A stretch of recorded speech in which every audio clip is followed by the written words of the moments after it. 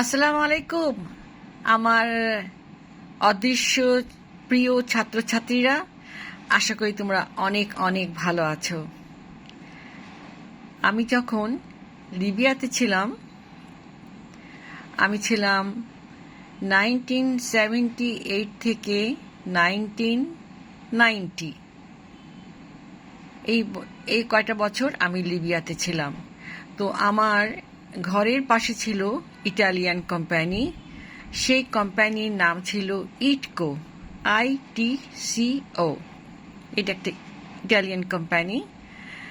তো তোমরা যদি গুগল করো তাহলে তোমরা ইটকো সম্বন্ধে গুগল করে অনেক কিছু জানতে পারবে।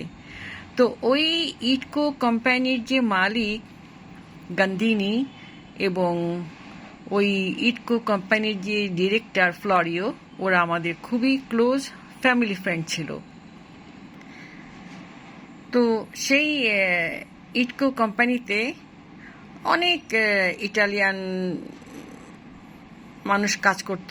তো ওখানে একজন টার্কিশ ইঞ্জিনিয়ার ছিল, ওর নাম হচ্ছে চেঙ্গিস, পুরো নামটা এখন ভুলে গেছি। ও আমাদের খুব ক্লোজ ফ্রেন্ড ছিল। তো ও হচ্ছে টার্কিশ ইঞ্জিনিয়ার আর্কিটেক্ট। তো হি ইজ ফ্রম আঙ্কারা। তো আমরা বললাম যে দেখো, আমরা তো বাংলাদেশে চলে যাব, তো বাংলাদেশে গিয়ে একটা বাড়ি বানাবো, তো তুমি আমাদের বাড়িটা একটা ডিজাইন করে দাও। তো সে দিন রাত পরিশ্রম করে একটা বাড়ি বানালো। এই যে বাসাটা দেখতে পাচ্ছ, এটা হচ্ছে আমার বাসার ড্রয়িং রুম। 4 তলা ফাউন্ডেশন দিয়ে অনেক বড় একটা বাড়ি বানিয়েছিলাম। খুবই সুন্দর বাড়ি ছিল, চতুর্দিক দিয়ে ছিল আলো বাতাসে ভরা। এখন সাধারণত ধানমন্ডি কিংবা গুলশান কিংবা যে কোনো জায়গায় যাওয়া দেখবা যে এত উঁচু উঁচু অ্যাপার্টমেন্ট, কিন্তু দিনের বেলাতে লাইট জ্বালিয়ে থাকতে হয়। কিন্তু আমার বাসাটা ছিল আল্লাহ রহমতে এতই খোলামেলা যে চতুর্দিক দিয়ে এত আলো এবং এত আলো বাতাস, সূর্যের আলো খেলা করে যেত। তো এইটাই হচ্ছে আমার সেই টার্কিশ ইঞ্জিনিয়ার চেঙ্গিসের ডিজাইন করা বাসাটা।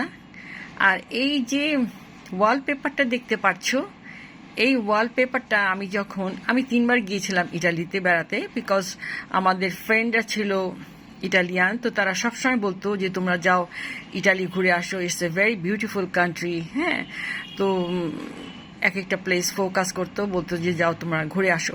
তো আমরা আল্লাহর অশেষ রহমতে আমরা 3বার ইটালি গিয়েছিলাম, মোটামুটি পুরা ইটালি কভার করেছি। তো ভেনিস থেকে আমরা এই ওয়ালপেপারটা কিনে এনেছিলাম। এই ওয়ালপেপারটা, তখন তো ওয়ালপেপার বাংলাদেশে আসে নাই। যখন আমরা এই ওয়ালপেপারটা ড্রয়িং রুমে লাগিয়েছিলাম, সেই সময় বাংলাদেশে কোনো ওয়ালপেপার আসে নাই। এখন তো কত ধরনের ওয়ালপেপার চলে এসছে বাংলাদেশে।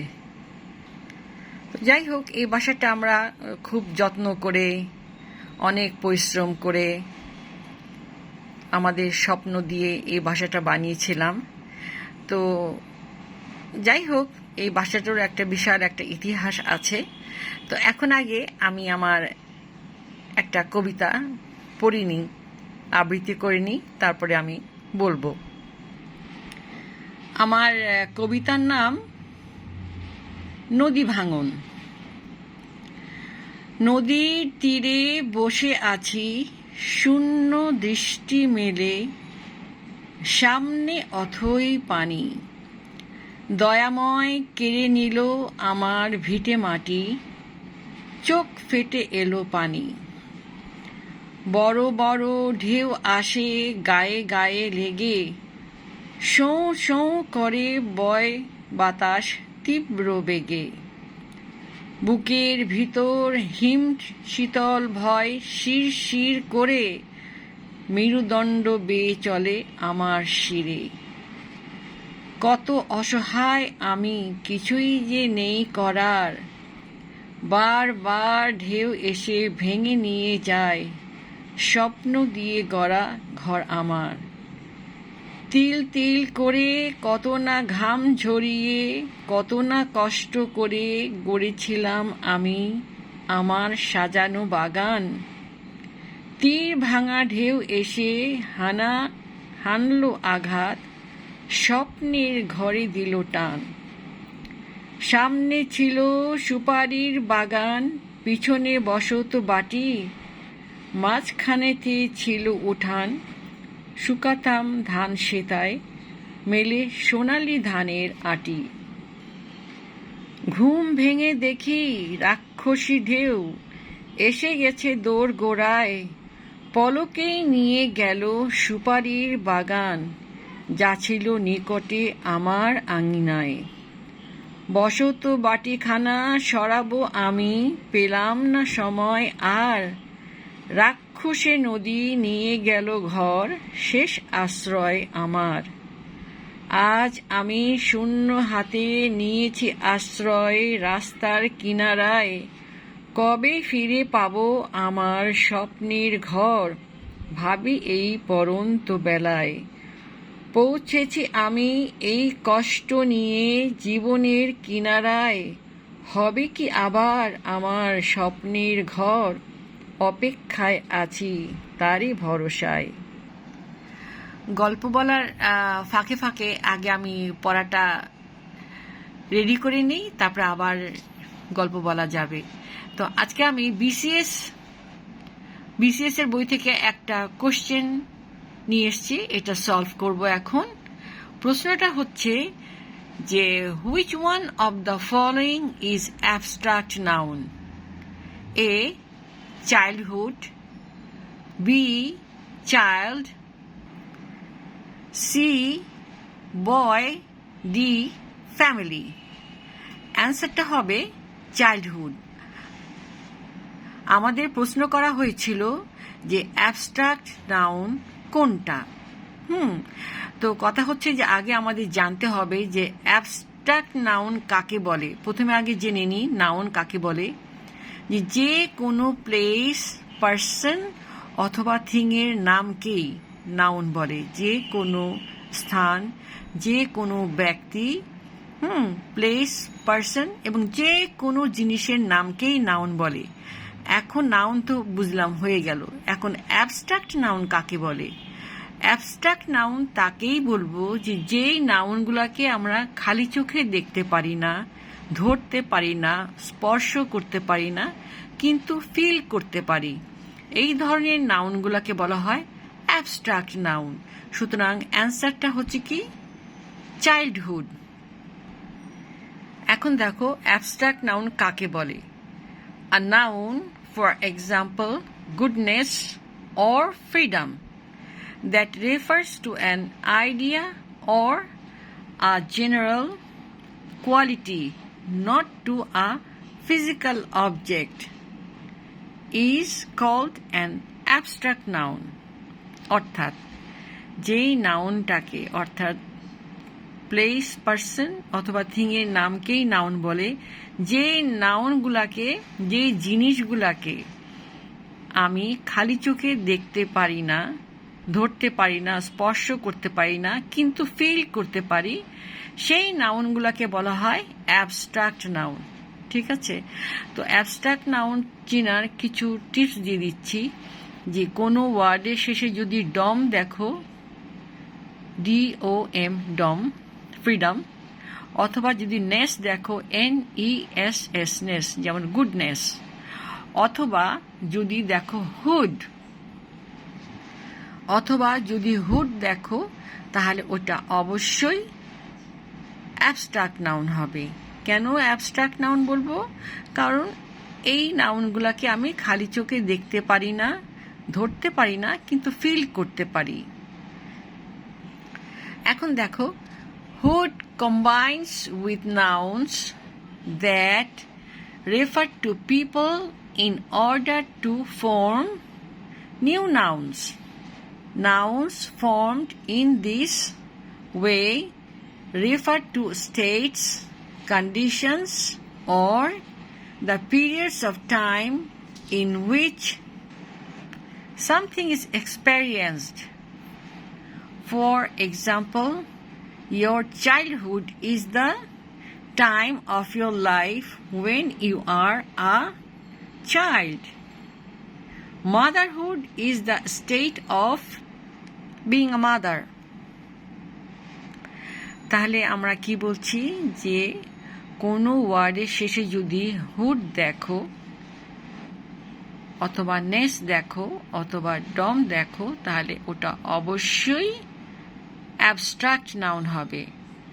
অ্যাবস্ট্রাক্ট নাউনের চিহ্ন হচ্ছে কি হুড, HOOD। এটা হচ্ছে কি সাফিক্স।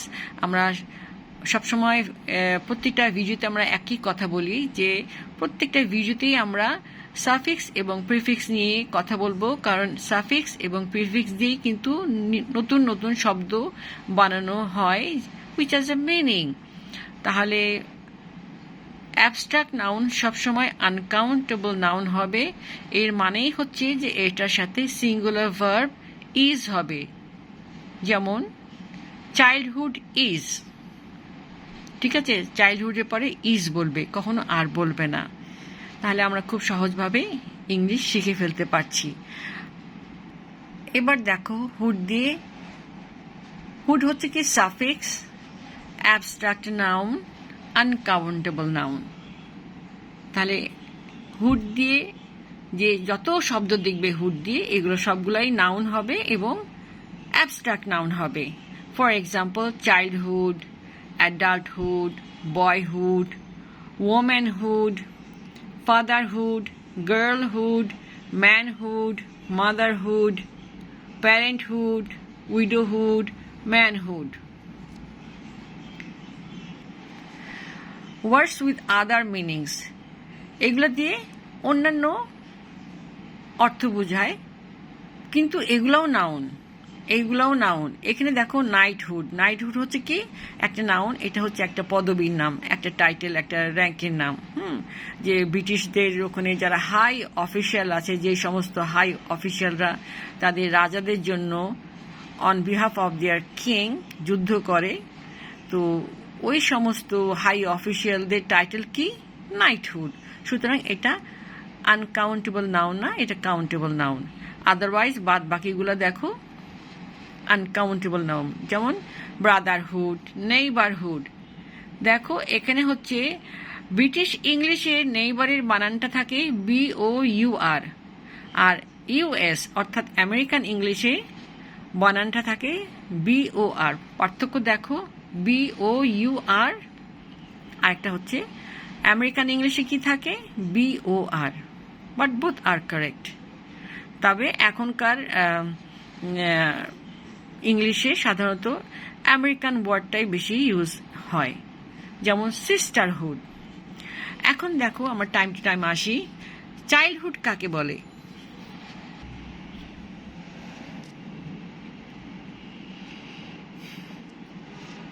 চাইল্ডহুড হচ্ছে কি the period of somebody's life when they are a child. এখানে খেয়াল করো, সামবাডি মানে কেউ, সে কি মেয়ে না ছেলে আমি জানি না, সেই জন্য তার পরিবর্তে আমরা সবসময় দে লিখবো, মনে থাকবে। একটা এক্সাম্পল দিচ্ছি, Fairuz, Afia and Nafisa spend their childhood in Libya. In হচ্ছে প্রেপোজিশন, লিবিয়া হচ্ছে নাউন। দেশ, যে কোনো দেশের নামের আগে ইন বসে। আর দেখো চাইল্ডহুড, এটা হচ্ছে কি অ্যাবস্ট্রাক্ট নাউন। এরপরে দেখো adulthood, the state of being an adult. আমি আগের ভিডিওতেও বলেছি এবং আবারও একটুকু মনে করে দিচ্ছি যে অফ হচ্ছে প্রিপোজিশন, বি হচ্ছে মেইন ভার্ব। প্রিপোজিশনের পরে যদি কোনো ভার্ব দেখো তার সাথে একটা ING যোগ করে দিবে, of being, the state of being an adult. যেমন আ চাইল্ড রিচিং অ্যাডাল্টহুড, একটা ছোট বাচ্চা আস্তে আস্তে বড় হয়ে মানুষ হয়, বড় অবস্থানে আসে, সেটাকে আমরা কি বলবো অ্যাডাল্টহুড। অ্যাডাল্টহুড হচ্ছে অ্যাবস্ট্রাক্ট নাউন। এবার দেখো bachelorhood, the time in a man's life before he is married. সে এখানে অ্যাকচুয়ালি ভুল হচ্ছে, এখানে ম্যান হবে, আমি এখনই কারেক্ট করে দিচ্ছি। ব্যাচেলারহুড কাকে বলবো? The time in a man's life before he is married. তাহলে হুড আছে, তার মানে হুড, যখনই কোনো ওয়ার্ডের শেষে হুড দেখবে অবশ্যই সেটা অ্যাবস্ট্রাক্ট নাউন হবে। আর অ্যাবস্ট্রাক্ট নাউন সবসময় আনকাউন্টেবল নাউন হবে, এবং আনকাউন্টেবল নাউন মানে হচ্ছে কি, যে তার সাথে তুমি একটা সিঙ্গুলার ভার্ব ইজ জয়েন করবে। যেমন আমি যদি সেন্টেন্স বলি, bachelorhood is the time in a man's life before he is married. Okay, এরপরে দেখো boyhood, the time in a man's life when he is a boy. ও যখন বালক থাকে, ম্যান হওয়ার আগে, অর্থাৎ ম্যাচিওর হওয়ার আগে যে সময়টুকু, সেটাকে বলা হয় বয়হুড। যেহেতু হুড আছে, দেখো হুডে 4টা ওয়ার্ড, 4টা লেটার, HOOD, 4টা। আমি আগেও বলেছি যে সাফিক্স 1টা লেটার হতে পারে, 2টা লেটার হতে পারে, 3টা লেটার হতে পারে, 4টা লেটার হতে পারে, ম্যাক্সিমাম অ্যাট ম্যাক্স মানে কি, ম্যাক্সিমাম 5টা লেটার হতে পারে। এটা আমি আগের ভিডিওতে সেটা একটা এক্সাম্পল দেখিয়েছি। বয়হুড মানে বাল্যকাল, সোজা কথা, বাল্যকাল। আমি যদি একটা সেন্টেন্স বলি যে he is searching his boyhood friends, সে বাল্যকালের বন্ধুদের খুঁজে বেড়াচ্ছে, অর্থাৎ ছোটবেলার খেলার সাথীদের খুঁজে বেড়াচ্ছে। এরপর দেখো ওমেনহুড, the state of being a women rather than a girl. দেখো অফের পরে, অফ হচ্ছে প্রেপোজিশন, বি হচ্ছে মেইন ভার্ব, তার সাথে একটা আইএনজি যোগ করে দিবে।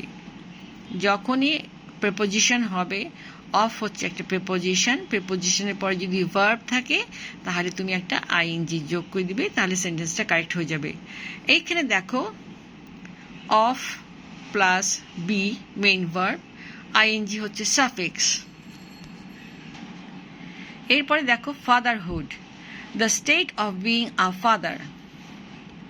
হুড আছে, সুতরাং এটা অবশ্যই অ্যাবস্ট্রাক্ট নাউন। এরপরে দেখো girlhood, the time when somebody is a girl. Manhood, the state or time of being an adult man rather than a boy. এটাকে বলা হয় ম্যানহুড, অর্থাৎ সে একটা বড় মানুষ হয়ে গেল, অ্যাডাল্ট ম্যাচিউর লোক হয়ে গেল, সেটাকে বলা হয় ম্যানহুড। এরপরে দেখো parenthood, the state of being a parent. এরপর দেখো নেইবারহুড, এখানে 2টা স্পেলিং আছে, BOUR, এটা হচ্ছে ব্রিটিশ ইংলিশ, আর আমেরিকান ইংলিশে হচ্ছে BOR, বাট 2টা ওয়ার্ডই কারেক্ট। তবে এখনকার দিনে নাওডেইজ আমেরিকান ওয়ার্ডটাই বেশি ব্যবহার করা হয়। তো নেইবারহুড কাকে বলবে? যে আ district or an area of a town, the people who live there, যে আমার পাশে যারা থাকে, যাদের সাথে আমি বসবাস করি, সেটাকে বলা হয় নেইবারহুড। আমি যদি এখন একটা সিম্পল সেন্টেন্স দিয়ে বলি, we grew up in the same neighbourhood, 2টা স্পেলিং দিয়েছি, 2টাই কারেক্ট। গ্রিউ আপ মানে কি, আমরা বেড়ে উঠেছিলাম, আমরা একই নেইবারহুডে, অর্থাৎ একই জায়গায় আমরা বড় হয়েছি। এখন দেখো গ্রিউ আপ, গ্রিউ আপ হচ্ছে একটা ফ্রেজাল ভার্ব। ফ্রেজাল ভার্ব সম্বন্ধে আমি আগের একটা ভিডিও করেছি, তোমরা অবশ্যই দেখে নেবে। আমরা কথায় কথা কিন্তু প্রচুর ফ্রেজাল ভার্ব ইউজ করি, কিন্তু আমরা জানি না যে এগুলো ফ্রেজাল ভার্ব। একটা হচ্ছে ভার্ব, যে ক্রিয়া, যে কোনো কাজ করাকে ভার্ব বলে, আর একটা হচ্ছে ফ্রেজাল ভার্ব। ফ্রেজাল ভার্বের মানে ভার্ব থেকে সম্পূর্ণ আলাদা। আমি যদি এখন বলি যে গ্রো, গ্রো মানে বেড়ে বড় হওয়া, আর আপ মানে উপরে, উপরে বড় হও, এটাতে কোনো মানে হয় না। গ্রো আপ মানে কি, বেড়ে ওঠা, এটাকে বলা হয় ফ্রেজাল ভার্ব, অর্থাৎ ভার্ব থেকে সম্পূর্ণ আলাদা মানে বোঝায়। তো ফ্রেজাল ভার্ব কিভাবে গঠন করা হয় সেটার এক্সাম্পল আমি আগের ভিডিওতে দিয়েছি। তারপর এখানে একটু বলে রাখি যে ফ্রেজাল ভার্ব আমি 3 ভাবে তৈরি করতে পারি। একটা হচ্ছে যে ভার্বের সাথে অ্যাডভার্ব মিশিয়ে, আবার ভার্বের সাথে প্রিপোজিশন মিশিয়ে, অথবা ভার্বের সাথে অ্যাডভার্ব এবং প্রিপোজিশন একসাথে মিশিয়ে আমরা ফ্রেজাল ভার্ব তৈরি করতে পারি। তো এখানে আমি কি দেখো, এখানে আমি গ্রো হচ্ছে ভার্ব, গ্রো এর পাস্ট টেন্স হচ্ছে গ্রিউ, আর আপ হচ্ছে অ্যাডভার্ব। তাহলে গ্রিউ আপ হচ্ছে কি ফ্রেজাল ভার্ব, যার মানে হচ্ছে বেড়ে ওঠা। আমরা বেড়ে উঠেছিলাম একই নেইবারহুডে। এখন দেখো নেইবার, নেইবারের বানানটা খেয়াল করো, জিএইচ আছে। কোনো ওয়ার্ডে যদি জিএইচ থাকে তো সেটার উচ্চারণ হবে না, এটা হচ্ছে সাইলেন্ট লেটার। ওকে, নেইবারহুড, জিএইচটা উচ্চারণ হবে না। জিএইচ দেখো সাইলেন্ট লেটার। এটার অনেক এক্সাম্পল দিয়েছি, যেমন ফাইট, মাইট, হাইট, রাইট, বট, কট, ব্রাইট। জিএইচ উচ্চারণ হবে না, জিএইচ হচ্ছে সাইলেন্ট লেটার। এবার দেখো phrasal verb, verb plus adverb. Grow হচ্ছে কি ভার্ব, আপ হচ্ছে অ্যাডভার্ব। তাহলে গ্রো আপের মানে হচ্ছে বেড়ে ওঠা। Grow up of a person, to develop into an adult, মানে কি ছোট থেকে আস্তে আস্তে তুমি পরিপূর্ণ একটা প্রাপ্ত বয়স্ক মানুষে পরিণত হলে এইটাকে বলা হয় গ্রো আপ, বেড়ে ওঠা। এবার দেখো ব্রাদারহুড, ব্রাদারহুডের মানে হচ্ছে friendship and understanding between people. দেখো এখানে শিপ আছে, SHIP, শিপ। শিপ হচ্ছে কি সাফিক্স। কোনো ওয়ার্ডের শেষে যদি SHIP দেখো তাহলে ওটা অবশ্যই নাউন হবে। এবং কি ধরনের নাউন? অ্যাবস্ট্রাক্ট নাউন, বন্ধুত্ব। বন্ধুত্ব হচ্ছে তুমি ফিল করতে পারবে, এটাকে তুমি খালি চোখে কখনোই দেখতে পারবে না, একে ধরতেও পারবে না, কিন্তু বন্ধুত্ব এটাকে তুমি ফিল করতে পারবে, এই জন্য এটা হচ্ছে কি abstract noun. Is that clear? এবার দেখো we want to live in peace and Brotherhood, আমরা শান্তিতে এবং ভ্রাতৃপ্রতিম পরিবেশে বাঁচতে চাই।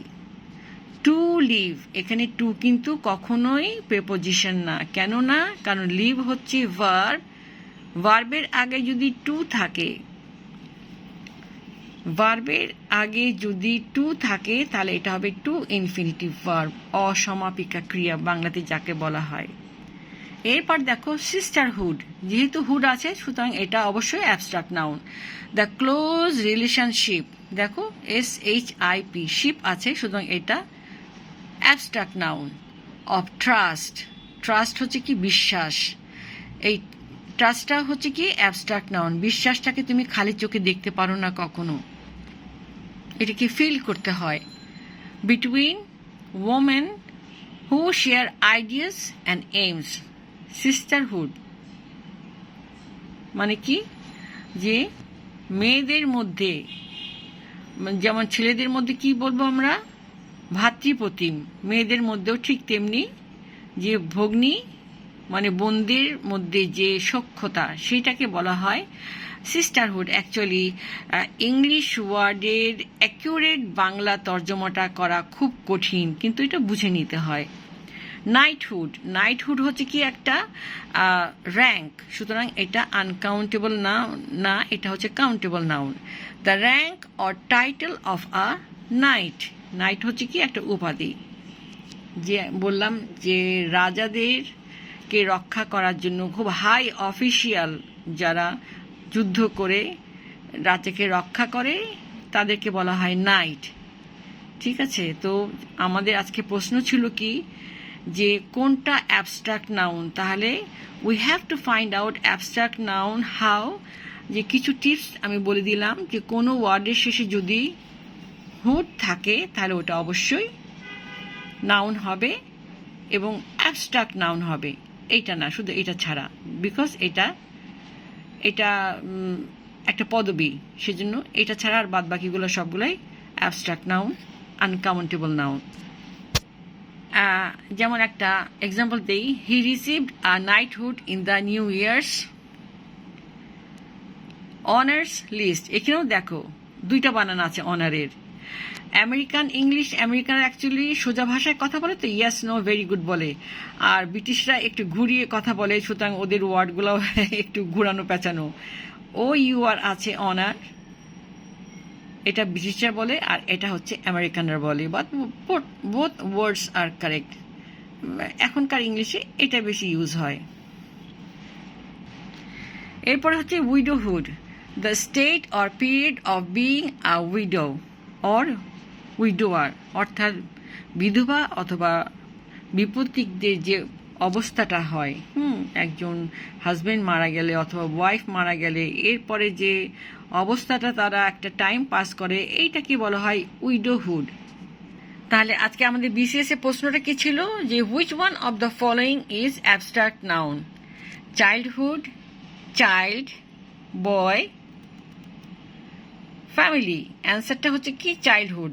অর্থাৎ আমরা যদি টিপসগুলো যদি জেনে রাখি, উপায়গুলো, শর্টকাট রাস্তা, যখন সময়টা খুব তাড়াতাড়ি দৌড়াতে থাকে এবং এই অল্প সময়ে যখন ঘাড়ের উপর এক গাদা কাজ থাকে, তখন আমাদের শর্টকাট ছাড়া কোনোই উপায় থাকে না।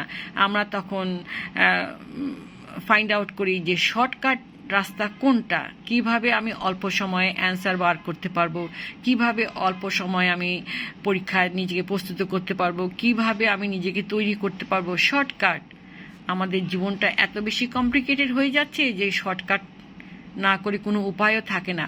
সুতরাং আমরা যে এই যে হুডটা দেখলাম, এই হুডটা যখনই দেখবে কোনো ওয়ার্ডের শেষে, তখনই তুমি বুঝে নিবে যে এইটা abstract noun. So we got our answer, আর আমাদের সময়টাও তাড়াতাড়ি বেঁচে গেল।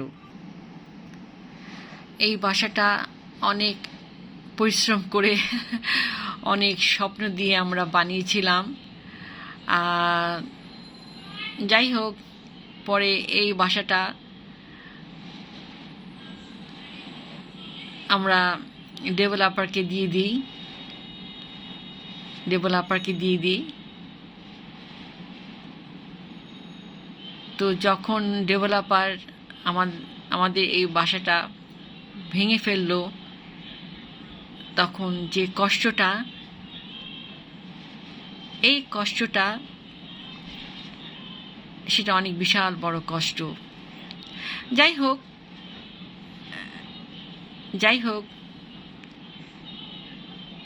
যে